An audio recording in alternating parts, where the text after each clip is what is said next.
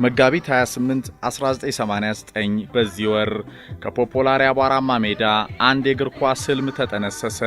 ተስፋ የሰነቀ የነገን ከፍታ የተመኘ ከ10 እስከ 13 ዓመት የሚገኙ ህፃናትን አሰባስቦ ቡድን የመገንባት ጉዞ።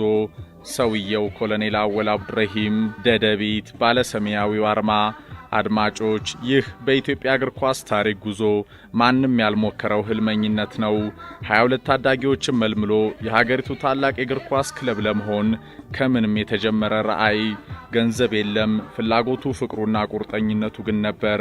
እናም መድፈር፣ ከህልም ለመድረስ መታተር፣ የነገ የብሔራዊ ቡድን ኮከቦችን ለመፍጠር ማለም፣ አዲስ ነገር መሞከር፣ ከነበረው ከተለመደው የኢትዮጵያ እግር ኳስ የድግግሞሽ ጉዞ መውጣት። የፖፖላሪ አቧራማ ሜዳዎች ይመስክሩ። በኢትዮጵያ እግር ኳስ ታሪክ የተከበረ ስምና ዝና ያተረፉት እግር ኳስ ወዳዱ ሰው ኮሎኔል አወል ይናገሩ። የደደቢት መነሻ ኢንተርናሽናል ውድድሮች የኢትዮጵያ ተሳትፎ ምን ነገር የለም። የክለቦቹ የድግግሞሽ አካሄድም እያየሁ ነው። ስለዚህ ለምን ከታች ከስር ለምን አንጀምር የሚል ሙሉ በሙሉ ወደ ድምዳሜ ደረስኩ። ይህንን ውሳኔን በቤት ላለች ለባለቤትም ለቅርብ ጓደኞችም ለሰውም ለመናገር ሞከርኩኝ። ከዛ ከታች ተነስቶ ከ10 ዓመት ልጆች ከ9 ዓመት ልጆች ተነስተን 10 11 ዓመት ተጉዞ ልጆቹ 21 ዓመት 22 ዓመት 20 ዓመት ይሆናሉ። በዚህ ጊዜ ታምራው የሆነ ጥሩ የሆነ ሞዴል የሆነ ቡድን ከሰራን ብቻው ደደቢት የኢትዮጵያ እግር ኳስ መለወጥ አይችልም። ግን ሞዴል መሆን ይችላል፣ አብነታው መሆን ይችላል፣ አርአያ መሆን ይችላል።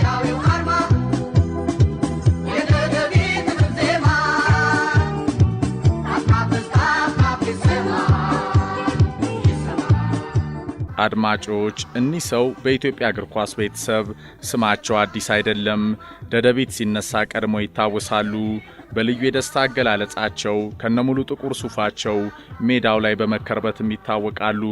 ብዙ የሆኑለት ክለብን ወደ ታላቅ ስኬት ለማምጣት ያልፈነቀሉት ድንጋይ የለም።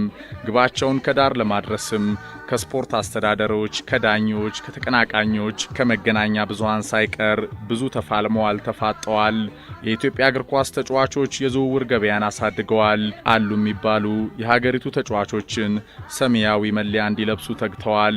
ከክለቡም በላይ ጎልተው ታይተው በመጨረሻ ደደቢትን ከሀገሪቱ ታሪክ ከሰሩ ክለቦች ተርታ እንዲሆን አስችለዋል። ለኢትዮጵያ እግር ኳስ የፉክክር አድማስ መነቃቃት የለውጥ አብዮትን ፈጥረዋል። የቅዱስ ጊዮርጊስና የኢትዮጵያ ቡና ብቻ ይመስል የነበረው የሊግ ተቀናቃኝነትን ሰብሮ መግባት የቻለ ጠንካራ ክለብም አሳይተዋል። የባለ ሰማያዊው አርማ የደደቢት እግር ኳስ ክለብ ሮማን አብርሃሞቪች የነበሩት ኮሎኔል አወል አብዱረሂም በቃ እንግዲህ ህልምህን መሳካት አይተህ ያው ምን ይገልጻል።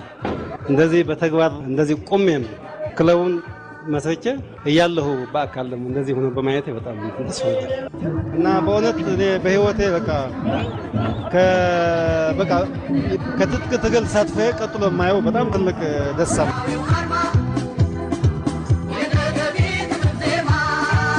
ሰኔ 30 2005 ደደቢት ከተመሰረተ 16 ዓመታት በኋላ የኢትዮጵያ ፕሪሚየር ሊግ ዋንጫውን በታሪክ ለመጀመሪያ ጊዜ ያነሳ።